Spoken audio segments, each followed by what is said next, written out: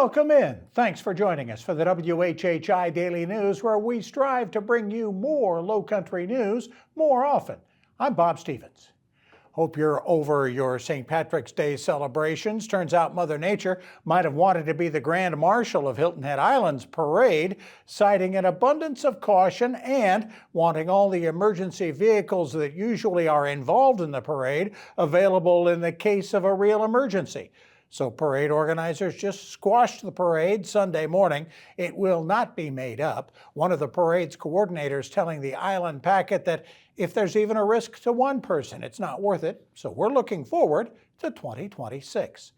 Now, Beaufort is going to celebrate a curious anniversary over the next couple of weeks. It was 200 years ago, March 18th, Tuesday, that the Marquis de Lafayette, the French military officer who joined George Washington's Continental Army and helped the struggling U.S. to gain its independence, came through Beaufort on his triumphant farewell tour through the new colonies that culminated in celebrating his 68th birthday in Washington, D.C. later on with President John Adams.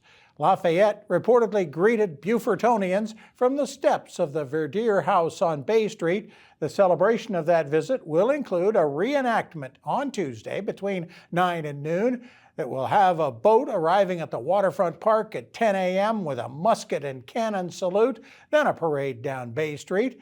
You can learn more about all of the next 2-week celebration at historicbeaufort.org. A state grand jury has charged the town administrator of Estill in Jasper County with 6 counts of felony corruption for when she was an elected supervisor in Williamsburg County. Tiffany Cooks has been charged with misconduct in office, embezzlement, and money laundering in conspiring with Williamsburg County's sheriff, Stephen Gardner, to divert thousands of dollars of taxpayer money to Gardner, who has now been suspended from his sheriff's duties by Governor McMaster. The Attorney General's office says the case will be prosecuted by Creighton Waters. Remember him? He got Alex Murdaugh convicted of murdering his wife and son last year.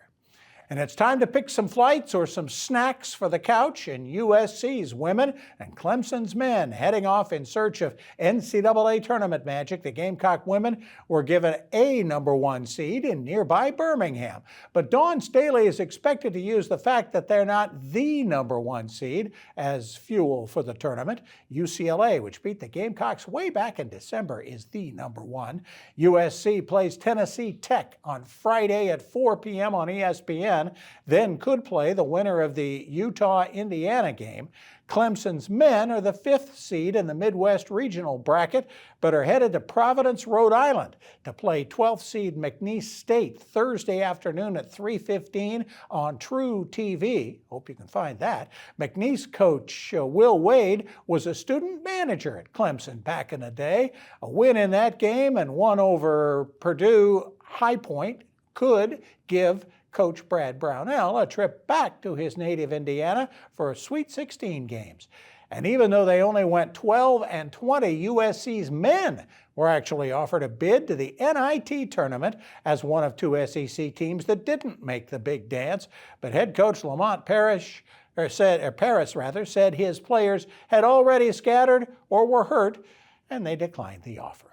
For more details on these stories and other Lowcountry news, we invite you to visit the sources listed on your screen. Whole lot of sports to talk about, whether it's the NCAA tournament or more local action, and Justin Jarrett has all of that.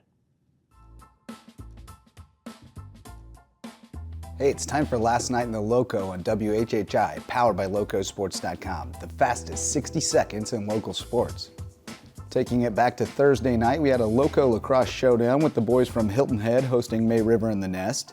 And Team Lowco's Wes Kerr captured the highlights from the Seahawks' 11-5 win behind 15 saves from goalie Carter Wiltsey. Hilton Head routed Philip Simmons 18-3 on Saturday. It was a rough weekend for the USCB baseball and softball teams, who both suffered Peach Belt Conference sweeps after heartbreaking losses in the series openers. But May River's softball team is off to a great start, holding off a late rally from John Paul II for a 10-7 win Friday before jolting James Island 14-2 on Saturday. 6 RBIs for Addison Roppelt.